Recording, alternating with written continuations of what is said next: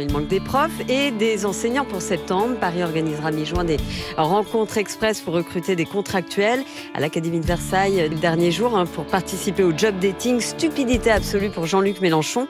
Et ça, c'est quand même, vous voyez, une conception très très particulière de ce qu'est le métier enseignant, de ce qu'il devient. Je suis restaurateur à Fourade, et j'ai toutes les difficultés du monde pour embaucher du personnel. Qu'est-ce que vous comptez faire? On a besoin de faire mieux connaître vos métiers. Et donc, alternance apprentissage et orientation de la 5e pour faire connaître ces métiers. Vous êtes prêts à prendre des apprentis? Tout à fait. Mais alors là, pour le coup, si vous êtes prêts à prendre des apprentis, on va vous en trouver.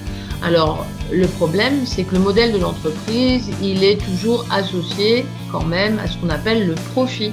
Parce qu'une entreprise, par définition, elle est faite pour faire des bénéfices et du profit. Sinon, il n'y a pas de production de richesse et ça ne correspond pas, j'allais dire, ça ne peut pas s'intégrer dans un modèle capitaliste. C'est l'un des lycées rouennais qui devrait être le plus impacté. Au lycée Flaubert, d'après les premières projections, au moins 6 postes d'enseignants pourraient être supprimés. Difficile de savoir quelles matières seront impactées car les élèves de seconde sont encore en train d'effectuer leur choix de spécialité pour l'année prochaine. Il se peut que certaines spécialités soient plébiscitées et que d'autres, au contraire, pas du tout. Cette année, l'année prochaine, ça pourrait être le contraire. Les postes là-dedans, on va les rouvrir, refermer d'autres, on va jouer aux chaises musicales d'une année sur l'autre. Voilà. Nous, on est très en colère par rapport à ça. Non, non, non! Aussi pression des postes! À l'appel de l'intersyndicale, professeurs de lycée et de collège se sont réunis devant le rectorat. Ils dénoncent une réforme qui va créer des inégalités entre villes et campagnes, où certains lycées ne pourront pas offrir toutes les spécialités.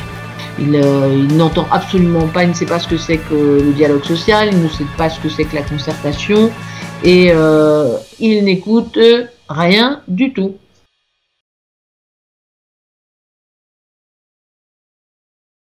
Bonsoir à tous, ce soir on se retrouve avec Claire Guéville qui est secrétaire nationale du syndicat SNES-FSU qui est un syndicat de professeurs du secondaire. Donc Claire elle-même est professeure, elle est à ce poste depuis 2014 et au sein de ce syndicat elle est en charge de tout ce qui concerne le bac. Bonsoir.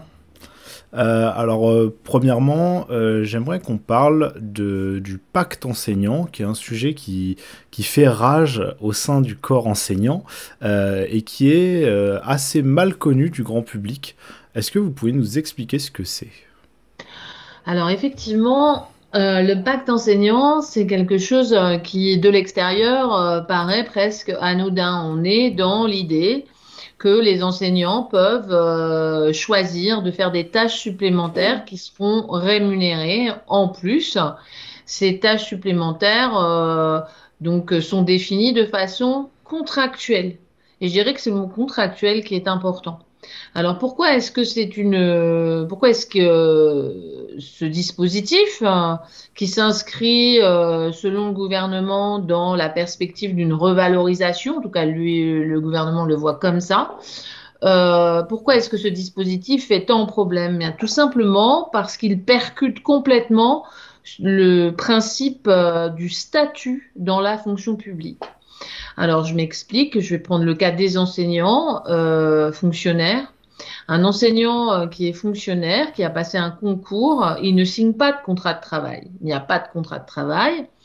Il est soumis à un statut et à des obligations réglementaires de service fixées par décret.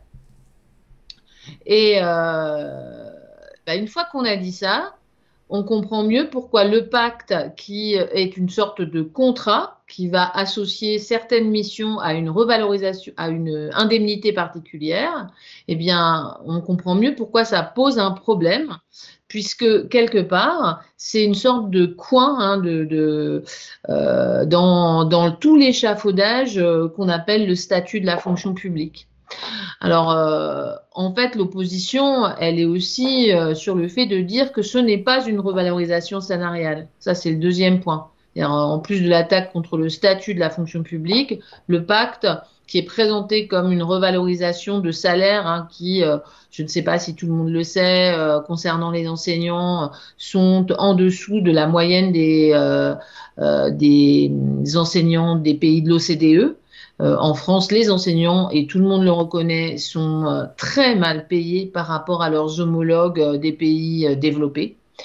Et donc, ce pacte est présenté comme une revalorisation. Or, ça n'en est pas, puisque finalement, l'indemnité, c'est juste le principe du fait de payer pour des choses, pour un travail, en fait, qui est institué. Et c'est un travail, en général, supplémentaire. Alors, je peux un peu décliner un exemple de travail supplémentaire qui est demandé, c'est le remplacement au débotté des collègues qui sont absents. Remplacement qui est possible dans des classes que l'on n'a pas, certes dans notre matière, mais dans notre matière de spécialité pour laquelle on a été recruté, mais avec des élèves qu'on n'a pas et du jour au lendemain. Donc ça, c'est un exemple de ce que contient le pacte. D'accord. Et ça a été aussi décliné dans l'école primaire, cette notion de pacte, avec d'autres tâches, comme par exemple surveiller la cour lors des temps du midi, ce qui normalement n'est pas le travail des professeurs, qui en plus sont censés prendre leur pause pour leurs besoins vitaux, comme manger par exemple. Bon, ça c'est peut-être un petit peu moins votre sujet, puisque vous êtes dans le secondaire. Mais, voilà. Mais je peux aussi aborder le cas des professeurs des écoles, qui dans le cadre du pacte peuvent être appelés à travailler en collège pour un dispositif qui est obligatoire pour les élèves, qui s'appelle Devoir fait, ou qui est pour du renforcement aussi en mathématiques et en français, à la place des heures de technologie, par exemple. Je vous donne l'exemple. Et ça, c'est du pacte. D'accord. Et d'ailleurs, précisons pour nos auditeurs qui ne le sauraient pas, mais entre le primaire et le secondaire, les professeurs ne passent pas le même concours et n'ont pas les mêmes diplômes, puisque dans le secondaire, il y a une spécialisation dans une matière. Et en fait, est-ce qu'on n'arrive pas à une vision de l'éducation nationale comme quoi, finalement, tous les professeurs sont remplaçables, on peut les transférer d'une spécialité à une autre, d'une tranche d'âge à une autre? Alors, c'est un peu ça. Alors, je ne parlerai pas de tranche d'âge, mais en termes de qualification, oui, c'est une forme de mépris pour les qualifications des enseignants et de mépris pour le métier en général et l'expertise que ça implique. Donc, c'est l'idée que finalement, enseigner, c'est pas exactement un métier dans l'idée, dans la conception que porte le ministère au travers de cette réforme du pacte enseignant. C'est l'idée que finalement tout le monde est interchangeable, que les cours peuvent se décliner de façon standardisée. On préconise même d'avoir des séquences toutes faites que certains pourront répéter devant les élèves, y compris s'ils ne sont pas enseignants. Le pacte peut concerner par exemple des surveillants de l'enseignement secondaire, des AED, comme on dit, ou même d'autres personnels qui peuvent prendre en charge des classes en mettant les élèves devant des ordinateurs où il y aura des séquences à distance qui pourront être délivrées. Donc, ou des capsules, voilà. Donc, c'est vraiment l'idée de l'interchangeabilité. Moi, je parle d'ubérisation du métier. Une forme comme ça de négation des spécificités et du même coup une forme de précarisation dans l'exercice du métier. Justement, en parlant de ce mépris envers le métier, on observe de plus en plus une contractualisation des profs qui va aussi avec une moindre exigence dans les diplômes. On a vu carrément à l'Académie de Versailles des speed dating pour recruter des professeurs, ce qui ne s'était jamais vu. Traditionnellement, le métier de professeur en France, c'est un métier de la fonction publique où il faut passer un concours globalement pour y rentrer, et les contractuels n'étaient qu'une petite minorité qui généralement finissait par passer le concours en interne. Est-ce que vous pouvez nous parler un peu de cette contractualisation des profs et comment ça s'inscrit dans les mutations de l'institution? Alors, très clairement, depuis l'arrivée du président Macron au pouvoir, en arrivant au pouvoir, il avait un vrai projet qui est en fait la fin de la fonction publique en tant que telle qu'on l'a connue. Et ce projet, il se matérialise très précisément dans une loi qu'on appelle la loi de transformation de la fonction publique. La loi de transformation de la fonction publique, elle fait passer le contrat avant le statut. Et elle institue le fait que désormais, le contrat serait un peu la règle par rapport au recrutement statutaire. Alors évidemment, ça ne se fait pas du jour au lendemain, mais il faut voir dans cette volonté de promouvoir le recrutement de contractuels enfin aujourd'hui, comme finalement le résultat d'un choix politique et le résultat aussi de la mise en œuvre de cette loi de transformation de la fonction publique. Alors évidemment, on va me dire, mais en quoi c'est un mal, en quoi c'est un problème? Eh ben, le problème, c'est un peu, vous l'avez dit, c'est les qualifications. C'est les qualifications parce que par rapport à un métier qui, comme je le disais en préambule, est mal rémunéré par rapport aux tâches qui sont exigées, par rapport aux missions, par rapport à la difficulté aussi de l'exercice du métier, eh bien, vous avez, enfin, le ministère a de plus en plus de mal à recruter des titulaires via les concours, mais il a aussi du mal à recruter des contractuels. Et alors, que fait-il? Alors, oui, il y a les speed dating, ce recrutement express sur la base de qualifications, de diplômes parfois extrêmement en deçà de ce qui devrait être exigible. C'est aussi tout le discours qui consiste à dire « Ah, mais vous pouvez être prof un temps, mais ce ne sera pas pour toujours, ne vous inquiétez pas », en gros.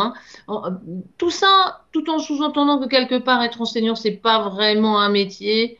Je veux dire, est-ce qu'on dirait à un médecin oui, bon, vous avez fait des études de médecine, mais bon, ce ne sera pas pour toujours, vous allez changer de métier, quoi. Au bout de 10 ans, ça suffit, vous pourrez faire autre chose. Non, on ne dit pas ça à un médecin. On peut éventuellement lui dire qu'il va faire une spécialité différente, qu'il va se former, etc., qu'il va se perfectionner. Mais on n'ira jamais dire à un médecin, à un chirurgien, bon, bah, au bout de 10 ans, c'est vrai, bah, vous pourrez faire autre chose. Non. Eh bien, aux enseignants, on leur dit ça quand même. Et ça, c'est quand même, enfin, vous voyez, une conception très, très particulière de ce qu'est le métier enseignant, de ce qu'il devient. Et je pense que cette primauté du contrat sur le statut, c'est un choix politique qui, finalement, va dans ce sens-là, dans le sens de la déqualification. Et d'ailleurs, au-delà de ça, on sait qu'Emmanuel Macron, à plusieurs reprises, a parlé de son idéal d'éducation nationale dans lequel il aimerait qu'à terme, les directeurs d'école, les principaux des collèges et les proviseurs de lycées recrutent par eux-mêmes leur équipe selon leur choix, comme le ferait un manager de McDonald's par exemple. Est-ce que ce projet vous paraît réaliste et est-ce que vous pensez que ça pourrait voir le jour avant la fin du mandat? Alors, ça, c'est quand même une sorte de... Enfin, je veux dire, c'est vraiment quelque chose qui traîne dans tous les échanges avec la droite, en fait, en général, depuis des années, voire même plusieurs dizaines d'années. Cette idée que le statut et la fonction publique, c'est rigide et que le modèle, ce serait le modèle de l'entreprise qui devrait s'imposer à l'éducation nationale et que dans ce modèle entrepreneurial, eh bien, il y a les chefs d'établissement ou les directeurs d'école qui sont encore, en quelque sorte, les super managers du truc. Alors, on a comme ça régulièrement, via des rapports de l'inspection générale, via des rapports de la Cour des comptes, via des rapports parlementaires, cette obsession de l'autonomie des établissements qui devrait ouvrir finalement à une sorte de mise en concurrence entre les établissements où des managers pourraient recruter leurs enseignants sur la base de projets particuliers, sur la base même de programmes scolaires différents. Alors ça, c'est vraiment l'éclatement de l'éducation nationale. Et oui, c'est vrai que Emmanuel Macron et les différents ministères que ce soit le ministre de l'Éducation nationale Blanquer, puis Pape Ndiaye et enfin Gabriel Attal, c'est vrai qu'ils s'inscrivent dans... ils sont très séduits par ce modèle qui, pour eux, correspond à quelque chose d'efficace. En tout cas, ils le présentent comme ça.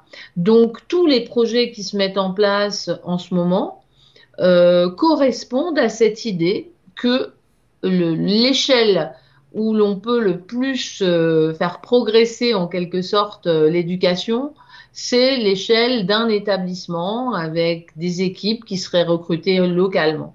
Alors c'est vrai, pour revenir à cette histoire de contrat, c'est vrai que pour le coup, avec des contractuels, c'est plus facile sur le papier, j'entends, hein, parce que sur le papier, on se dit, bah oui, bah c'est logique, il y a un patron, il va recruter des équipes enseignantes avec des personnels qui peuvent être aussi, il n'y a pas que les enseignants dans les établissements scolaires, hein, mais tout cela va produire une sorte de dynamisme et cela va créer une forme d'émulation entre établissements. C'est un peu, voilà, hein, l'idée, j'allais dire le modèle que le gouvernement a en tête, le modèle de l'entreprise.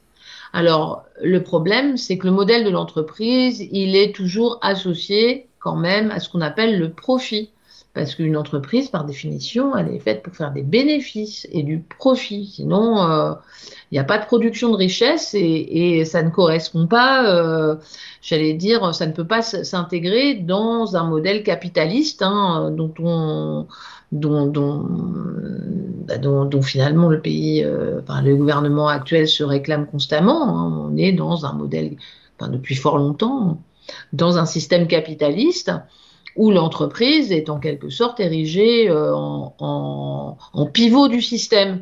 Alors là-dedans, moi, je ne vois pas comment l'éducation nationale peut à la fois satisfaire des principes que je vais qualifier de républicains, l'accès de tous et toutes à l'école, l'élévation générale des qualifications pour toute la jeunesse, et en même temps, obéir à des règles qui débouchent inévitablement sur la mise en concurrence et la production de profit. Je ne vois pas comment ça peut coller. Et pourtant, c'est quand même ce qui est en train de se mettre en place. Alors, en voyant cette contradiction, on peut se dire que la crise que connaît l'éducation nationale aujourd'hui, elle est aussi le résultat de ces politiques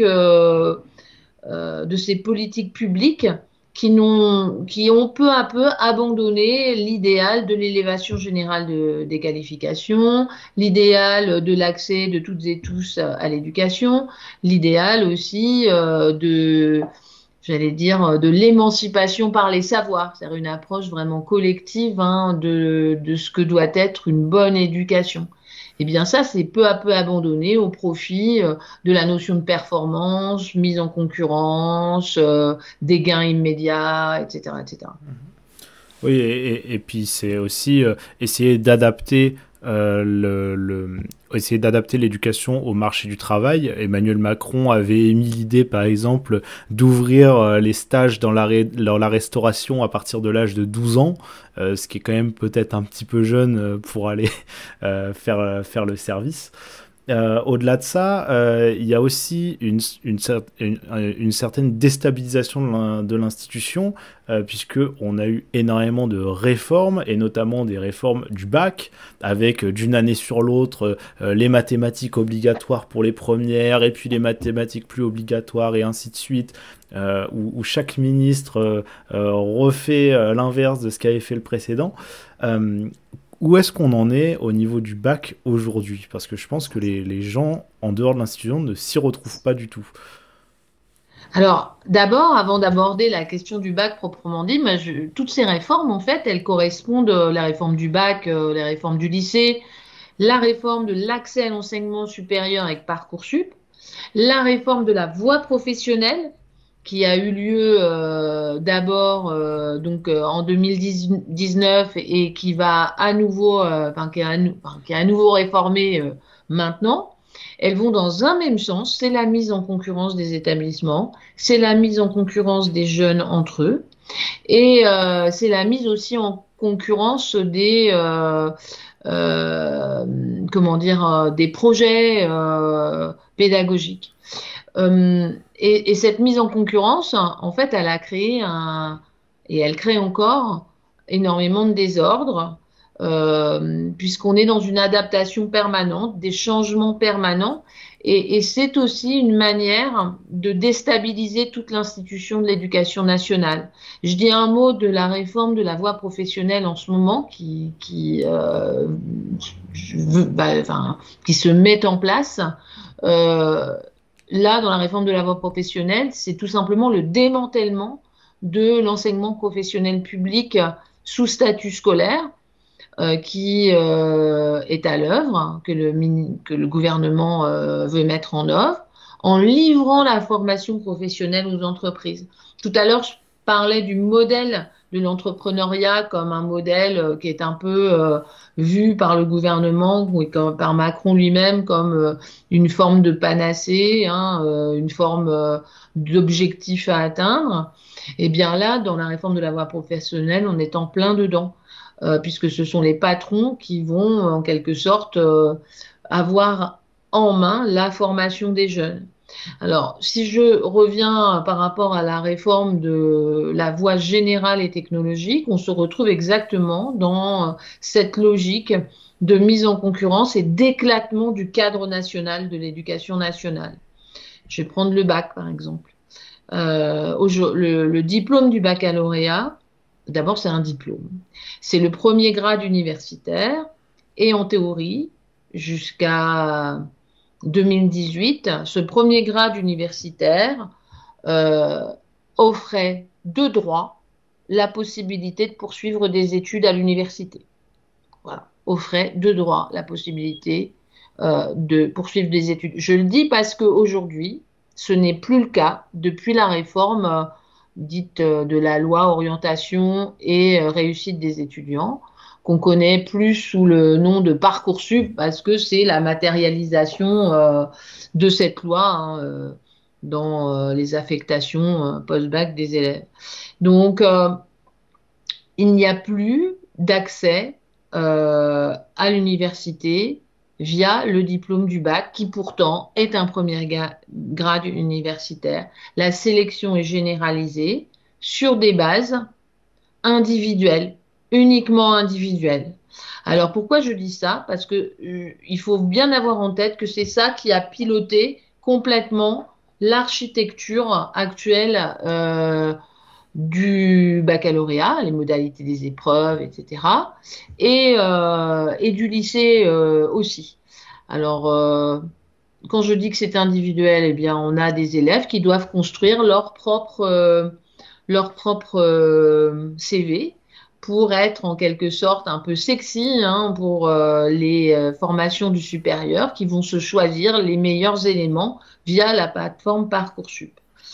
Les notes de bac sont pour 40% au contrôle continu pur, c'est-à-dire que toutes les notes comptent de la classe de première à la terminale, et le reste est composé d'épreuves dites de spécialité qui doivent servir de base en théorie à la sélection dans l'enseignement supérieur, en terminale, et puis une épreuve de philosophie, et enfin un grand oral qui se veut être le symbole de la réforme du baccalauréat. Donc on en est là, avec moult changements. Moi, j'ai décompté à peu près une trentaine de décrets, d'arrêtés modificatifs depuis 2019 sur le bac. Donc, inutile de dire que plus personne ne s'y retrouve véritablement. En ce moment, même les enseignants n'ont pas pu suivre toutes les subtilités des changements. Un coup, les options ne comptent pas. Un coup, elles comptent plus. Un coup, on va mettre des épreuves ponctuelles pour objectiver, comme on dit au ministère, les notes de contrôle continu. Un coup, on les enlève. Bref, un coup, on met les épreuves de spécialité en mars et maintenant, on les met en juin. Il n'y a pas eu une seule année où il n'y a pas eu un changement. Et tenez-vous bien, ça va continuer, je pense.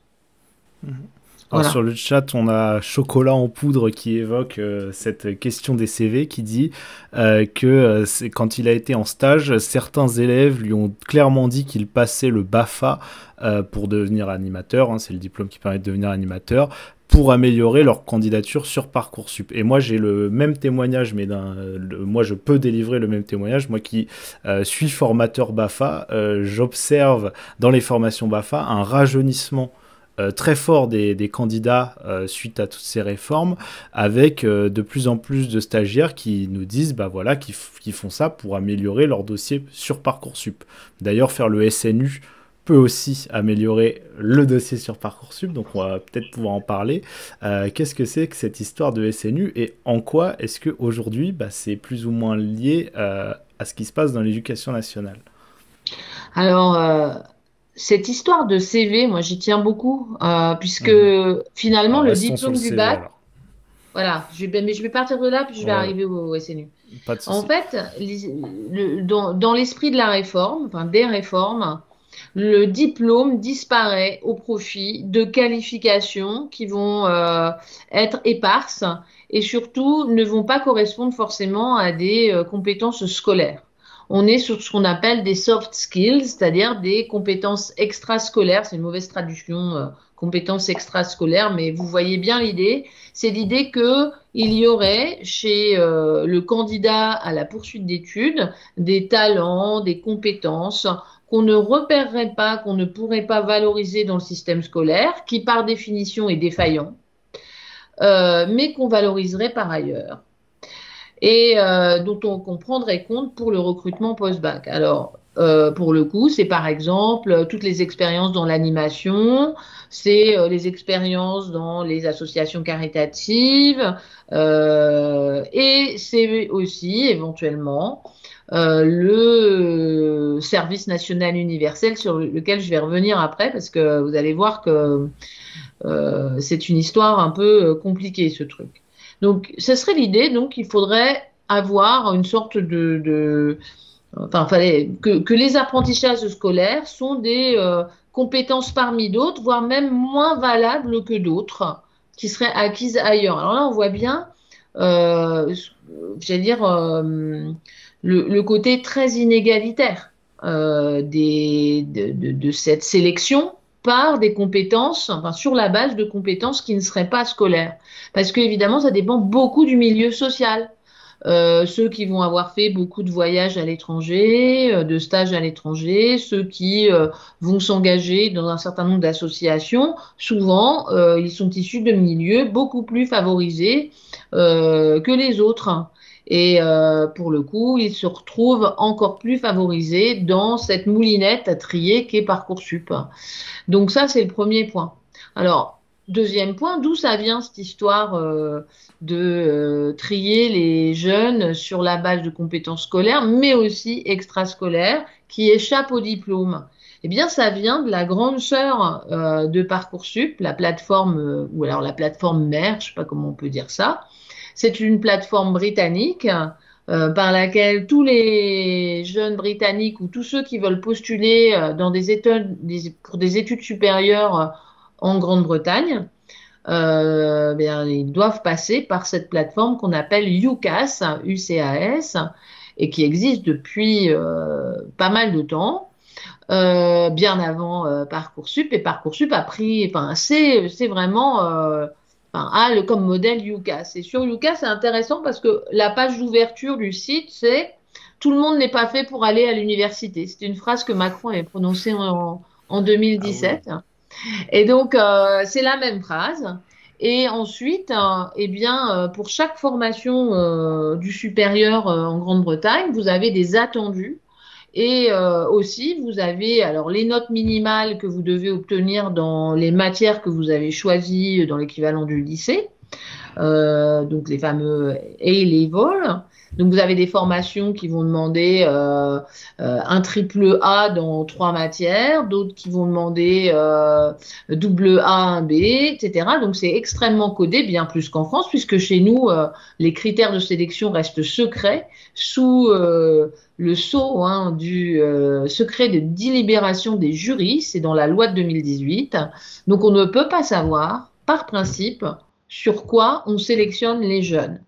Et dans cette sélection, y compris en Grande-Bretagne, mais par contre en Grande-Bretagne c'est affiché, vous pouvez avoir ces fameuses soft skills, c'est-à-dire qu'il va falloir, on peut sélectionner sur le fait que des jeunes aient un job l'été, ont travaillé pour telle ou telle firme, se sont engagés pour telle ou telle association caritative. Tout cela, ça fait partie de leur CV qui va servir de base à la sélection en plus du fameux A-level. Et donc, en fait, quand on compare les deux systèmes, on voit bien que en France, le gouvernement a fait le choix du pire, c'est-à-dire qu'il n'a même pas assumé cette sélection généralisée. Je rappelle, pour tous ceux qui n'ont peut-être pas suivi, qui se souviennent pas ce qui s'est passé en 2018, à aucun moment on a expliqué que la sélection serait générale, jamais. Eh bien là, c'est le cas, pourtant, on en est là. Aujourd'hui, il n'y a plus aucune formation de l'enseignement supérieur qui est par principe ouverte à tous. Voilà. Elles sont ouvertes s'il y a assez de place, s'il n'y a pas de place, elles sont fermées. Donc, c'est vrai que je pense qu'on n'a pas encore pris la mesure de la révolution que ça représentait pour la société française que d'avoir ce barrage comme ça à l'entrée de l'enseignement supérieur, un barrage qui en plus ne peut pas être passé par le simple diplôme du baccalauréat. Tout ça, c'est terminé. Et au contraire, est mis en avant toutes ces compétences extrascolaires qui sont souvent très largement dépendantes du milieu social. Alors, je vais revenir sur le SNU, parce que le SNU, c'est quand même un truc, un machin, qui se met en place d'abord sur la base du volontariat, mais qui en fait est voué à être généralisé, en tout cas dans l'esprit d'un certain nombre de membres du gouvernement. Macron lui-même, c'est un peu la chose de Macron, même si ces derniers temps il a des petites hésitations pour plein de raisons. Donc ce service national universel, à l'origine dans le programme Macron, il devait concerner uniquement les majeurs et aujourd'hui il ne concerne uniquement que les mineurs. Sur la base du volontariat, sur le temps, avec un séjour de cohésion de 2 semaines sur le temps des vacances scolaires ou presque, une petite nuance mais presque, mais pas seulement, puisque à partir de cette année, le ministère veut en faire une expérimentation en classe de seconde sur le temps scolaire. Et en fait, qu'est-ce qu'on observe? On observe que beaucoup de jeunes, non pas qui sont vraiment fascinés par l'idée de mettre un uniforme, de saluer le drapeau le matin et de chanter la Marseillaise, c'est pas ça forcément qui les attire le plus, encore que ça peut, mais en général c'est pas ça, mais c'est effectivement Parcoursup.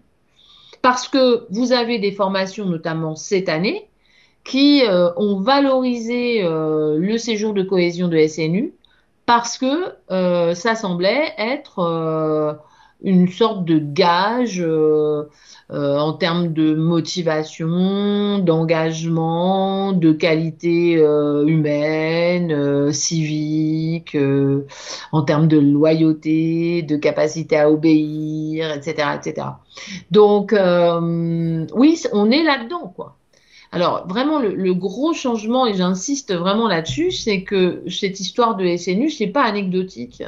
C'est pas anecdotique parce que vraiment, c'est un peu, une sorte de résumé de la conception de l'éducation selon Macron, où finalement, la liberté, elle ne peut s'exprimer que dans la capacité à l'obéissance.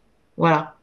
Et cette capacité à l'obéissance, ça devient un critère de sélection pour l'enseignement supérieur. Alors justement, en parlant d'obéissance, on a vu sous le mandat d'Emmanuel Macron, notamment avec d'autres ministres comme Jean-Michel Blanquer, qu'il y avait quand même assez souvent des sanctions à l'égard de professeurs qui pouvaient critiquer un petit peu trop ouvertement le ministère, notamment sur les réseaux sociaux. Comment est-ce que ça se passe actuellement? Est-ce qu'il y a toujours des sanctions et on le sait, oui, c'est pas forcément trop médiatisé, ou est-ce que ça s'est un peu calmé depuis la fin du mandat de Blanquer? Alors, par rapport aux sanctions, alors il y a différents types de sanctions, effectivement. Alors, il y avait la loi École de la confiance, je pense qu'elle a largement été minorée dans ses effets, avec le premier article concernant les personnels, mais aussi les usagers, sur le devoir d'exemplarité. Devoir d'exemplarité qui est tout le temps invoqué pour dénigrer un certain nombre, enfin, ou en tout cas stigmatiser un certain nombre de comportements. On a vu des sanctions extrêmement importantes être prononcées à l'égard d'enseignants qui avaient mené des grèves à partir de 2019, grèves de correction par exemple, grève donc de surveillance de bac, grève lors des épreuves communes de contrôle continu qu'on a appelé la grève des E3C, où il y avait eu des blocages d'établissements. Alors ces blocages d'établissements, ils ont pu déboucher sur des sanctions vis-à-vis d'enseignants et des sanctions vis-à-vis d'élèves. Donc on a connu effectivement un pic de sanctions à partir de 2019 avec des professeurs qui sont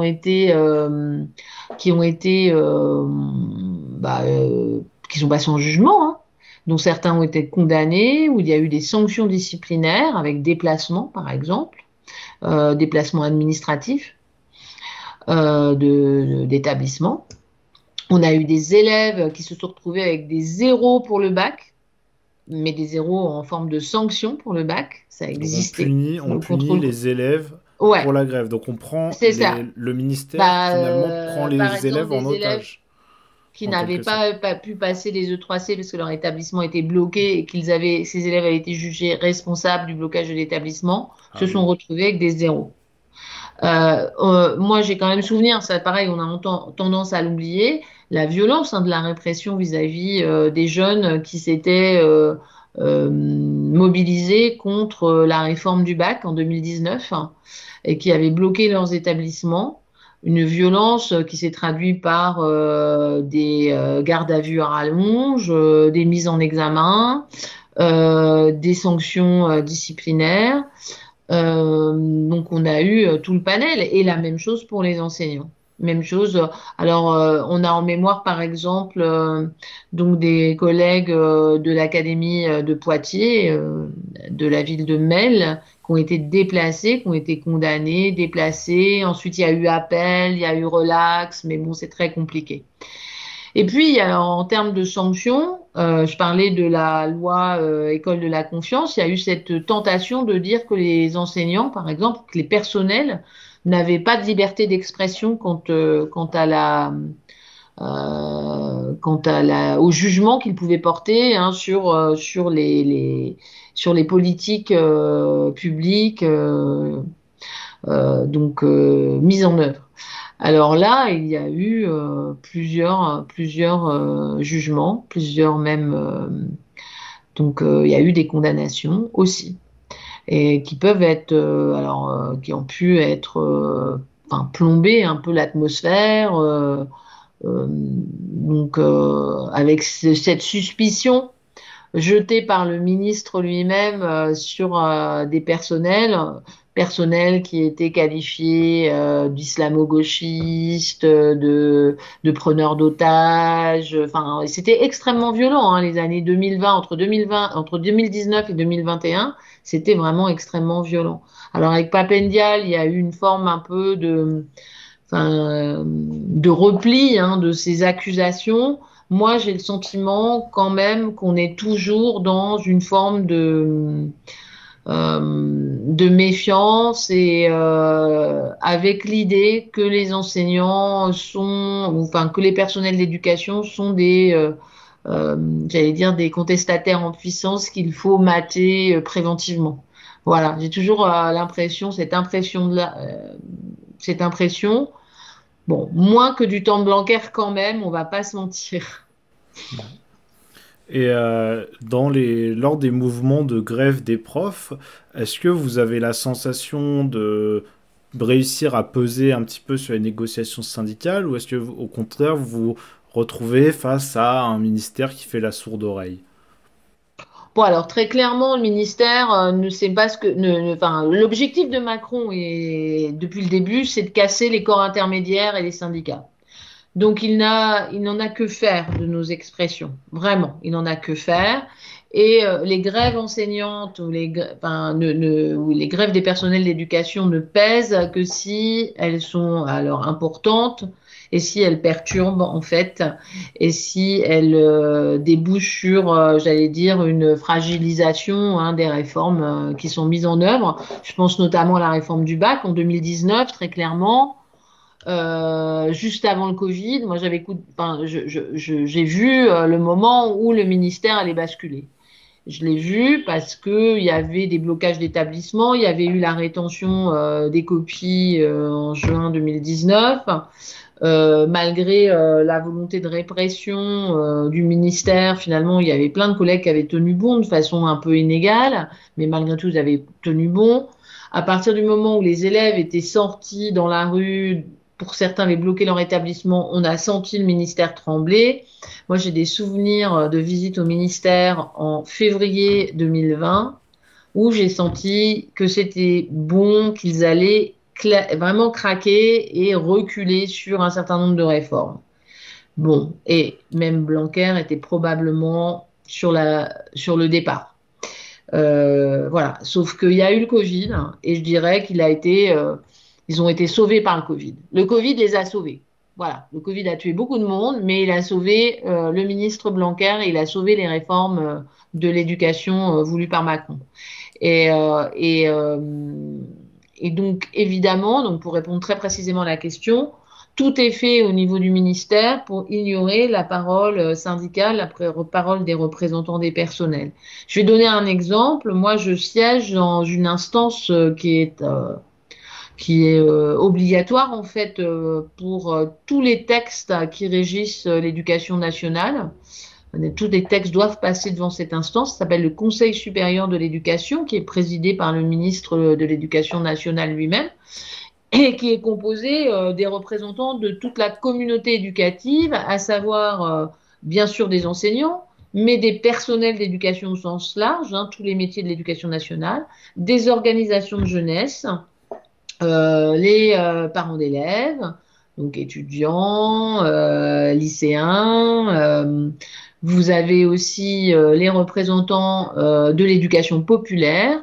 Vous avez les représentants du MEDEF, donc du patronat, parce que le patronat, via l'apprentissage, est partie prenante dans la formation des jeunes, et des élus locaux, etc. Donc cette instance, le Conseil supérieur de l'éducation, doit fournir pour chaque texte que le ministère veut promouvoir, un décret, arrêté, je ne parle pas de loi, eh bien, doit émettre un avis, et c'est seulement là que ces textes sont discutés. Pour que vous vous rendiez bien compte, la réforme du bac et du lycée n'a jamais été discutée à l'Assemblée nationale, jamais. C'est pas une loi, c'est un décret et des arrêtés. Alors après, il y a plein de décrets modificatifs ou d'arrêtés modificatifs, mais on est sur des textes qui sont réglementairement plus faibles que la loi et qui donc n'ont pas à être discutés. Donc c'est quand même un problème, j'allais dire, démocratique, de voir que des choses aussi importantes que la diplomation, le diplôme du bac, l'organisation des enseignements au lycée, c'est quand même un vrai problème démocratique de savoir qu'il n'est pas discuté par la représentation nationale, par des gens qui sont élus, quoi. Donc c'est juste discuté, présenté en Conseil supérieur de l'éducation, la communauté éducative présente un avis et le ministère s'assoit dessus. Voilà. Les réformes, les décrets du bac et les arrêtés ont tous été, des arrêtés lycée, ont tous été refusés par le CSE, Conseil supérieur de l'éducation, et le ministre a passé outre, les a appliqués tels qu'il voulait qu'il les appliquait. Il n'y a pas pris en compte du tout de l'avis de la communauté éducative, et ça c'est quand même un vrai problème. Je vais vous donner un autre exemple qui est très récent. Le ministre Attal a sorti du chapeau un dispositif de stage en entreprise obligatoire en classe de seconde au mois de juin. Là, Hein. Ça va 550 000 jeunes qui devront faire un stage en entreprise entre le 17 et le 28 juin. Une paille, quoi. Eh bien, en fait, c'est présenté devant le Conseil supérieur de l'éducation il y a 15 jours. Et les avis sont négatifs. Il n'y a eu que 3 voix pour, si mon mémoire est bonne, sur 62. Eh bien, je crains fort, c'est pas encore publié, mais je crains fort que le ministre passe le texte du stage obligatoire en entreprise en classe de seconde. Donc voilà, c'est un exemple sur le fait qu'on a un gouvernement qui n'entend finalement que un rapport de force, j'allais dire presque musclé, quoi. Il n'entend absolument pas, il ne sait pas ce que c'est que le dialogue social, il ne sait pas ce que c'est que la concertation, et dans les instances qu'il devrait écouter, il n'écoute rien du tout. On va bientôt toucher à la fin de l'interview. Est-ce que vous auriez un mot de la fin pour conclure? Alors moi déjà, je vais dire un mot de la fin, c'est que les organisations syndicales, puisque quand même, je ne sais pas si j'allais dire, ceux qui nous écoutent, ceux et celles qui nous écoutent, donc ont bien conscience de l'importance que ça a dans l'éducation nationale. On est quand même l'un des secteurs où on se syndique encore beaucoup, hein, puisque on a à peu près 25%, 25 à 30% des personnels qui sont syndiqués. Alors, peut-être plus vers 25% en ce moment, parce qu'il y a un tassement qui est lié au changement sociologique du recrutement. Mais on fait partie des catégories de fonctionnaires et de salariés en général, des actifs qui sont les plus syndiqués. Donc, c'est important. Donc, je vais avoir pour le mot de la fin en disant que nous, syndicalement, eh bien, on continue notre travail qui est d'informer avec la profession, d'agir évidemment pour améliorer les conditions de travail, mais aussi, et ça je dirais qu'on n'a pas perdu l'espoir de voir quand même une mobilisation plus générale autour de ce que devrait être l'éducation nationale. Je pense qu'il y a un moment quand même où les gens vont se dire qu'on ne peut pas traiter des jeunes comme si c'était on peut pas les réduire à de la main-d'œuvre en puissance, quoi. C'est-à-dire, on peut pas se dire que former un jeune, c'est seulement faire fabriquer de la main-d'œuvre. C'est pas que ça. C'est aussi ça, hein, une fois, mais c'est pas que ça. C'est autre chose, hein. C'est former des citoyens, c'est former des gens qui seront capables de penser par eux-mêmes, d'avoir un esprit critique, etc.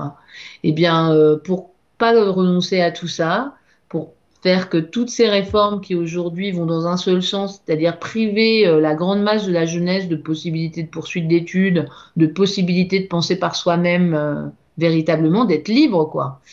Eh bien, je crois que nous, syndicalement, on va continuer le combat.